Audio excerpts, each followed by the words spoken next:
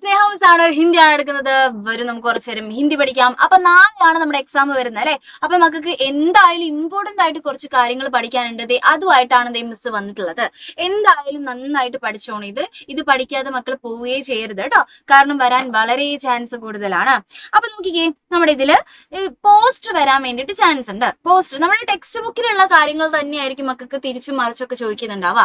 അപ്പൊ ഈ ഒരു പോസ്റ്റർ നമ്മൾ ഇതിനു മുമ്പും കണ്ടിട്ടുണ്ട്. അപ്പൊ എന്റെ മക്കൾ എന്ത് ചെയ്യരുത്, ഇത് വിട്ടു പോകരുത്, പഠിച്ചിട്ട് വേണം പോവാൻ വേണ്ടിയിട്ട്. എന്തായിരിക്കും? ഉചിത് സന്ദേശ് ജോഡെ പോസ്റ്റർ കി പൂർത്തി കരെ എന്ന് പറഞ്ഞിട്ടുണ്ട്. ചില സമയങ്ങളിൽ മക്കൾക്ക് എന്ത് തരത്തില്ലാതെ ഈ ഒരു സംഭവം തരില്ല. പ്രകൃതി സംരക്ഷണത്തിനെ കുറിച്ചിട്ട് അല്ലെങ്കിൽ മരത്തിനെ കുറിച്ചിട്ട് ഒരു പോസ്റ്റർ തയ്യാറാക്കാൻ വേണ്ടി പറയും. അപ്പൊ എന്ത് ചെയ്യണം എന്റെ മക്കള്? ഈ ഒരു സെന്റൻസ്, ഈ 3 സെന്റൻസുകളും എന്ത് ചെയ്യണം? അങ്ങ് പഠിച്ചേക്കണം. എന്നാൽ മാത്രമേ നമുക്ക് പെട്ടെന്ന് വന്നിട്ടുണ്ടെങ്കിൽ എഴുതാൻ പറ്റുള്ളൂ.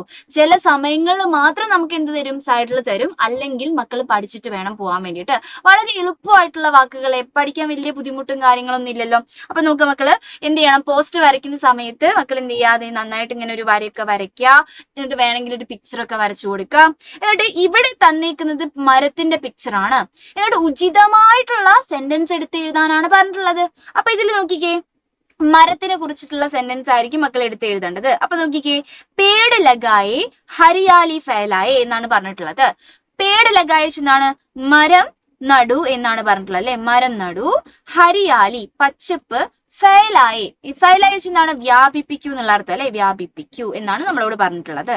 ഓക്കെ, മരത്തിനെ കുറിച്ചിട്ടായോണ്ട് എന്ത് ചെയ്യാൻ പറ്റും? നമുക്ക് ഈ ഒരു സെന്റൻസ് എന്ത് ചെയ്യാൻ പറ്റും? ഇവിടെ എടുത്ത് എഴുതാൻ പറ്റും. മിസ് നമ്പർ ഇടാവേ, 1 2 3 നമ്പർ ഇട്ടിട്ടുണ്ട്.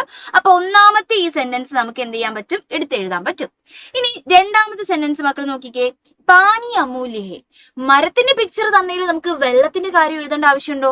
പാനി എന്ന് വെച്ചാൽ വാട്ടർ ആണ്. വാട്ടർ അമൂല്യമാണ്, നമ്മുടെ വെള്ളം അമൂല്യമാണ് എന്നാണ്, പ്രഷ്യസ് ആണ് എന്നാണ് നമ്മളോട് പറഞ്ഞിട്ടുള്ളത്. അപ്പൊ അത് എഴുതേണ്ട ആവശ്യമുണ്ടോ? ഇല്ല. അപ്പൊ രണ്ടാമത്തെ സെന്റൻസ് എന്റെ മക്കൾ എടുത്തെഴുതരുത്. ഓക്കെ, മൂന്നാമത്തെ സെന്റൻസ് ഒന്ന് വായിച്ചു നോക്കാം. ജല ജീവൻ കാ ആധാർ ഹേ. ജലം ജീവന്റെ ആധാരമാണ്. അതായത് ജലമാണ് ജീവന്റെ ആധാരം എന്ന് പറയുന്ന ഭാഗമാണ് മലയാളമാണ് അല്ലെ. മലയാളത്തിൽ തന്നെ ഹിന്ദിയിൽ നമ്മൾ മാറ്റിയേക്കാണ്. അപ്പൊ ഇതെന്താണ്? നമ്മുടെ ജലത്തിനെ കുറിച്ചിട്ടാണ് പറഞ്ഞിട്ടുള്ളത്. അപ്പൊ അതും എന്തല്ല, നമ്മൾ എടുത്തെഴുതണ്ട. ആകെ ഈ ഒരു സെന്റൻസ് മാത്രം എന്ത് ചെയ്താൽ മതി? എന്റെ മക്കളെ എടുത്തെഴുതിയാൽ മതി. ഇനി മക്കൾക്ക് എന്ത് വന്നു? ജലത്തിനെ കുറിച്ചിട്ടാണ് പോസ്റ്റർ എഴുതാൻ വേണ്ടി വന്നത് എന്ന് വെച്ചാൽ മക്കൾക്ക് എന്ത് ചെയ്യാൻ പറ്റും? ഈ 2 സെന്റൻസ് ഇല്ലേ, പാനി അമൂല്യ ഹേ, പിന്നെന്താണ് പാനി അമൂല്യ ഹേ എന്നുള്ള ആ ഒരു ഭാഗവും പിന്നെന്താ ചെയ്യാൻ പറ്റും മക്കൾക്ക്? അമൂല്യ ഹേ. പിന്നെന്താ പറഞ്ഞിട്ടുള്ളത്? ജല ജീവൻ കാ ആധാർ ഹേ അല്ലേ. ജല ജീവൻ കാ പിന്നെന്താണ്? ആധാർ ഹേ. യെസ്, ആധാർ ഹേ എന്ന് പറയുന്ന സംഭവം എന്ത് ചെയ്യാം? എന്റെ മക്കൾക്ക് കൃത്യമായിട്ട് എഴുതിയെടുക്കാം. എന്നിട്ട് എന്ത് ചെയ്യാ? നന്നായിട്ട് നേരത്തെ പോലെ തന്നെ ഉള്ളൊരു പോസ്റ്റർ പോലെ ഇങ്ങനെയൊക്കെ വരയ്ക്കുക. വേണമെങ്കിൽ കുറച്ച് തുള്ളീന്റെ പിക്ചറൊക്കെ വരച്ചു കൊടുക്കാം. ഭൂമി കരയുന്ന പിക്ചർ വരച്ചു കൊടുക്കാം. പുഴയുടെ പിക്ചർ വരച്ചു കൊടുക്കാം. അങ്ങനെ പിന്നെ മിസ്സിന് വരയ്ക്കാൻ അറിയാത്തതുകൊണ്ടാണ്. മക്കൾക്ക് എന്തായാലും വരയ്ക്കാൻ അറിയാലോ. അപ്പൊ നിങ്ങൾ വളരെയധികം ക്രിയേറ്റീവ് ആയിട്ടുള്ള ആൾക്കാരാണ്. അപ്പൊ എന്ത് ചെയ്യുക? നന്നായിട്ട് വരച്ചൊക്കെ കൊടുക്കുക. ഈ വാട്ടറിനെ കുറിച്ചിട്ടാണ് വരുന്നതെങ്കിൽ നോക്കാം, വാട്ടറിനെ കുറിച്ചിട്ടാണ് നമ്മുടെ പോസ്റ്റർ വരുന്നതെങ്കിൽ മക്കൾ ഇത് ഇങ്ങനെ എഴുതി കൊടുക്കുക. വാട്ടറിനെ കുറിച്ച് വന്നിട്ടുണ്ടെങ്കിൽ ഇങ്ങനെ എഴുതി കൊടുക്കുക. ഓക്കെ അല്ലേ? അപ്പൊ ഈ ഒരു 3 സെന്റൻസ് എന്റെ മക്കൾ എന്ത് ചെയ്യണം? നിർബന്ധമായിട്ടും പഠിച്ചിട്ടുണ്ടാവണം. ഓക്കെ, ഇതാണ് ഇമ്പോർട്ടന്റ് ആയിട്ട് വരാൻ ചാൻസ് ഉള്ള ഒരു ക്വസ്റ്റ്യൻ എന്ന് പറയുന്നത്. നമുക്ക് കഴിഞ്ഞ പ്രാവശ്യം ഇത് ചോദിച്ചിട്ടുണ്ട്. അപ്പൊ എന്ത് ചെയ്യണം? പഠിക്കണം. ഇനിയുള്ള ക്വസ്റ്റ്യൻ കണ്ടോ, ഇങ്ങനെ ഒരു ക്വസ്റ്റ്യൻ മക്കൾക്ക് പ്രതീക്ഷിക്കാം. ഇതും നമ്മുടെ മോഡൽ ക്വസ്റ്റ്യൻ പേപ്പറിലുള്ള ഒരു ക്വസ്റ്റ്യൻ ആണ്. കവിത തരും മക്കൾക്ക്. എങ്ങനെ തരും? കവിത നമ്മുടെ ക്വസ്റ്റ്യൻ പേപ്പറിൽ തരും.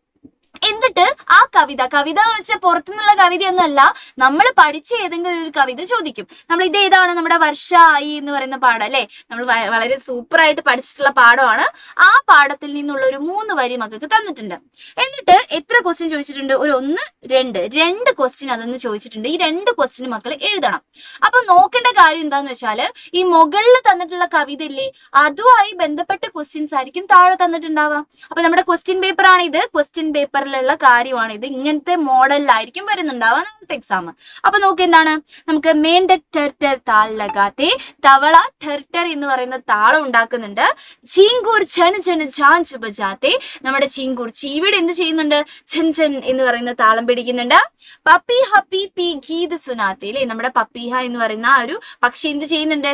പി പി എന്ന് പറയുന്ന ഗീത് നമുക്ക് കേൾപ്പിച്ചു തരുന്നുണ്ട്. ആ ഭാഗമാണ് തന്നിട്ടുള്ളത്. മക്കൾ പഠിച്ചതാണ്. എന്നിട്ട് ചോദിച്ചേക്കുന്ന ക്വസ്റ്റ്യൻ നോക്കണേ.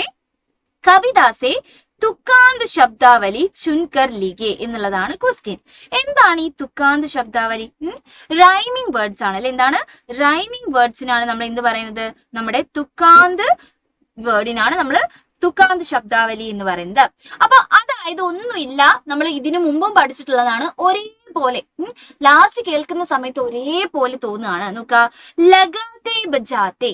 നോക്ക, ലഗാത്തെ ബജാത്തെ ഒരേപോലെ തോന്നുന്നില്ലേ സംസാരിക്കുന്ന സമയത്ത്? ലഗാത്തെ ബജാത്തെ എ എ എന്നുള്ള സൗണ്ടിലാണ് അവസാനിച്ചത്. ഒരേപോലെ അവസാനിക്കുന്ന ശബ്ദങ്ങൾക്കാണ് നമ്മൾ എന്ത് പറയുന്നത്? ഈ നമ്മൾ തുക്കാന്ത് ശബ്ദാവലി എന്ന് പറയുന്നത്. ഓക്കെ, അപ്പൊ മിസ്സേ ടർട്ടർ ഝൻझൻ ഇതൊക്കെ വരുമോ? ഇതൊന്നും അല്ല നമ്മുടെ ശരിക്കുള്ള ആൻസർ എന്ന് പറയുന്നത്. വരിയുടെ ലൈനിന്റെ അവസാന ഭാഗത്ത് എന്ത് വരണം? നമ്മൾ ഒരേപോലെ റിപ്പീറ്റ് ചെയ്ത് വരുന്ന വാക്കുകളെയാണ് തുക്കാന്ത് ശബ്ദാവലി എന്ന് പറയുന്നത്. അപ്പൊ ലഗാത്തെ ബജാത്തെ ഈ രണ്ട് വാക്കുണ്ടല്ലോ മക്കൾ, എന്ത് ചെയ്യണം? എടുത്തെഴുതണം. ലഗാത്തെ പിന്നെന്താണ്? ബജാത്തെ. ഇത് രണ്ടുമാണ് നമ്മുടെ തുക്കാന്ത് ശബ്ദ എന്ന് പറയുന്നത്. അപ്പൊ അത് സെറ്റാണ്.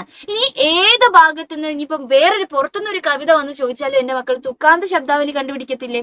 ലാസ്റ്റ് ലൈനിന്റെ ലാസ്റ്റ് എന്ത് വരുന്നതാണ്? ഒരേപോലെ വരുന്ന ശബ്ദങ്ങൾ. വാക്ക് പറയുന്ന സമയത്ത് ഉച്ചരിക്കുന്ന സമയത്ത് ഒരേപോലെ വരുന്ന സംഭവങ്ങൾക്കാണ് അങ്ങനെ പറയുന്നത് അല്ലെ. ബജാത്തെ, ലഗാത്തെ, തേ വന്നുകൊണ്ടാണ് നമ്മൾ ഇത് എടുത്തെഴുതിയത്. ഓക്കെ, ഈ രണ്ടാമത്തെ ക്വസ്റ്റ്യൻ വളരെ ഈസിയാണ്. ഇത് നന്നായിട്ട് കവിത വായിച്ചാൽ തന്നെ കിട്ടുന്ന ഒരു സംഭവമാണ്. എന്താണ്? ഝാഞ്ച് ബജാത്ത. ഝാഞ്ച് ആരാണ് ബജാത്ത? ഇവിടെ പറഞ്ഞിട്ടുണ്ട് ഝൻझൻ ഝാഞ്ച് ബജാത്തെ എന്ന് പറഞ്ഞിട്ട് ആര് തന്നേക്കുന്നത്? ചീങ്കൂറിനെയാണ്. നമ്മുടെ എന്താണ്? നമ്മുടെ ആരെയാണ്? നമ്മുടെ ചീവീടിനെയാണ്. അപ്പൊ എന്ത് ചെയ്യാ മക്കള്? നന്നായിട്ട് എന്ത് ചെയ്ത് കൊടുക്കുക? സഹി മിലാൻ കരെ മാച്ച് ചെയ്ത് കൊടുക്കുക. ഓക്കെ, ഇവിടുത്തെ ക്വസ്റ്റ്യൻ എന്താന്നും കൂടി മിസ് ഒന്ന് പറയാം. ഇനി അത് അറിഞ്ഞിട്ടില്ലെങ്കിൽ മക്കൾക്ക് ടെൻഷൻ ആവണ്ട. മാച്ച് ദ ഫോളോവിംഗ് നമ്മൾ ഹിന്ദിയിൽ എന്താ പറയുന്നത്?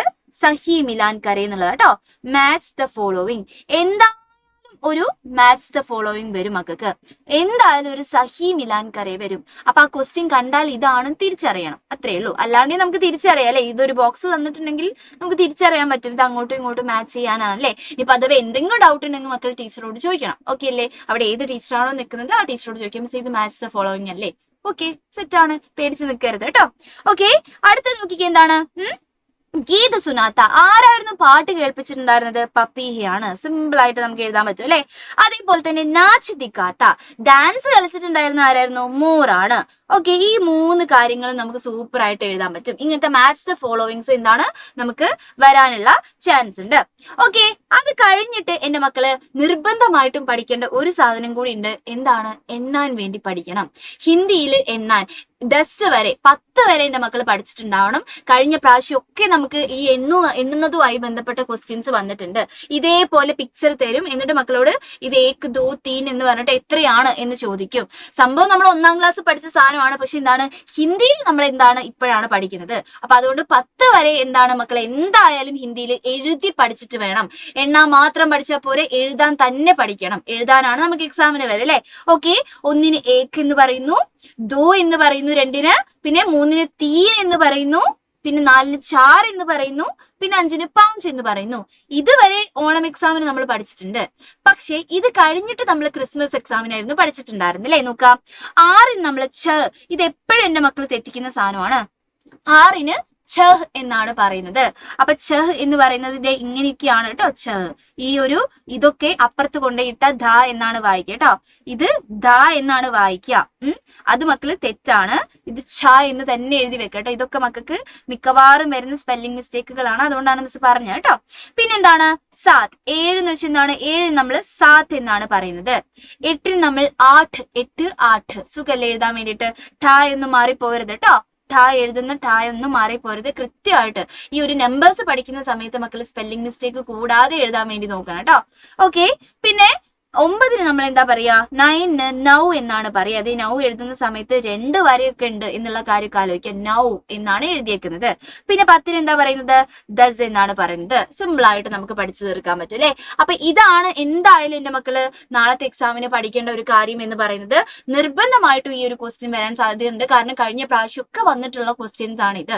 അപ്പൊ എന്റെ മക്കള് സൂപ്പർ ആയിട്ട് പഠിക്കുമെന്ന് എനിക്കറിയാം. അപ്പൊ നാളത്തെ എക്സാം പൊളിച്ചടുക്കി അങ്ങ് എഴുതാം. നമ്മുടെ മെഗാ മാരത്തോണിൽ നമ്മൾ ഒരുപാട് ക്വസ്റ്റ്യൻസ് പറയുന്നുണ്ടാവും. അപ്പൊ കൃത്യമായിട്ട് എന്റെ മക്കള് മെഗാ മാരത്തോണിനും എത്തിച്ചേരാം. അപ്പൊ നന്നായിട്ട് എക്സാം എഴുതാം കേട്ടോ. ചാച്ചാ, ബൈ ബൈ.